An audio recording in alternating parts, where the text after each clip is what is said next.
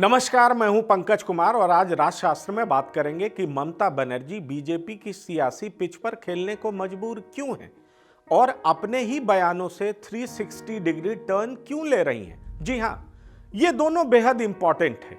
Important इसलिए भी है कि कल यानी 1 अप्रैल को नंदीग्राम में भी चुनाव होना है और वहां पर ममता बनर्जी और शुभेंदु अधिकारी आमने सामने हैं। वो अपने बयानों से 360 डिग्री टर्न इसलिए ले रही हैं क्योंकि सबको पता है कि नंदीग्राम आंदोलन में जो 14 लोग मारे गए थे उस समय ममता बनर्जी ने 2 लोगों को मुख्य तौर पर जिम्मेदार ठहराया था।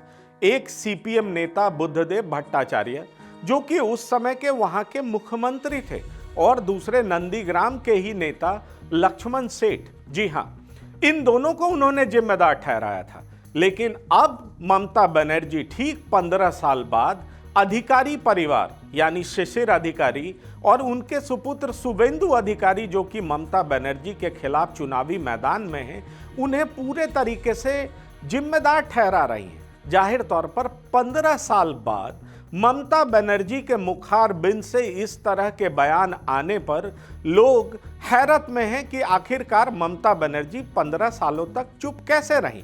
और उस समय विपक्ष के नेता रहे शुभेंदु अधिकारी और उनके पिता जो कि ममता बनर्जी के ही पार्टी के सदस्य थे, उन्होंने पुलिस द्वारा गोलियां कैसे चलवाई। जाहिर तौर पर लोगों को ये बातें हजम नहीं हो रही हैं। हद तो तब हो गई जब ममता बनर्जी ने ये कह दिया कि ये वो पिछले कुछ सालों से यानी पिछले 10 सालों से नंदीग्राम इसलिए नहीं आ सकी थी क्योंकि अधिकारी परिवार ने उन्हें आने नहीं दिया। इस बात पर भी लोग हैरत में हैं कि आखिरकार एक सूबे के चुने हुए मुख्यमंत्री को उनके ही पार्टी के सांसद और मंत्री नंदीग्राम आने से किस तरह से रोक रहे थे। जाहिर तौर पर ये वहां कौतूहल का विषय बना हुआ है और लोग इस बात को भली भांति समझ रहे हैं कि क्या ममता की नैया जो है मझधार में है, क्या मुश्किल में है और इसलिए ममता इस तरह के बयानों का सहारा ले रही हैं। जी हां, क्योंकि लोगों को यह बात हजम नहीं हो रही है। दूसरी बात, ममता ने कल ये कहकर सनसनी फैला दी कि उनका गोत्र सांडिल्य है। अब लोग इस बात की भी चर्चा कर रहे हैं कि आखिरकार ममता को अपने गोत्र बताने की जरूरत क्या पड़ गई। हद तो तब हो गई जब ममता ने जोर देकर के कहा कि उनका गोत्र सांडिल है।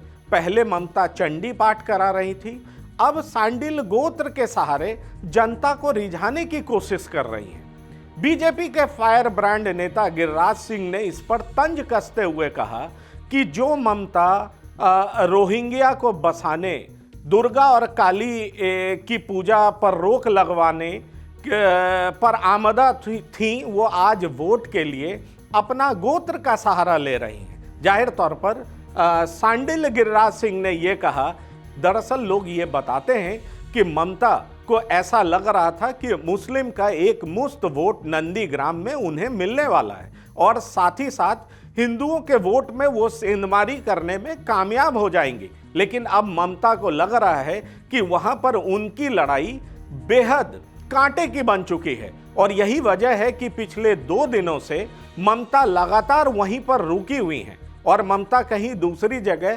प्रचार करने नहीं जा रही हैं। इस बात को लेकर के टीएमसी में खलबली है कि अगर टीएमसी की जो राजनीति है वो कामयाब नहीं हो पाई तो कहीं ममता की जीत खटाई में ना पड़ जाए। दरअसल 1 अप्रैल को वोट होना है और 2 मई को इसका रिजल्ट आना है। और जानकार ये भी बताते हैं कि जिस तरह से ममता ने इसे आसानी से लिया था, उन्हें लग रहा था कि नंदीग्राम जाकर के और शुभेंदु अधिकारी को पटक करके अपना परचम लहराने में वो कामयाब रहेंगी और बीजेपी को धूल चटाने में वो आसानी से कामयाब रहेंगी।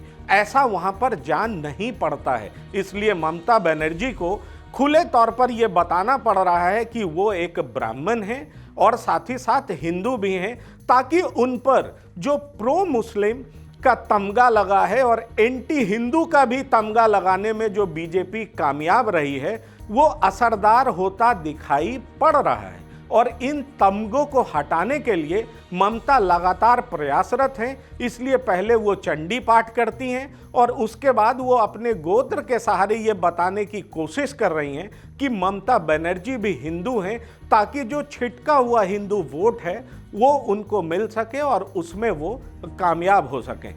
एक तरफ शुभेंदु अधिकारी ममता बनर्जी को बेगम कहकर पुकार रहे हैं, साथ ही साथ ये भी कह रहे हैं कि अगर बेगम जीतती हैं तो बंगाल मिनी पाकिस्तान में बदल जाएगा।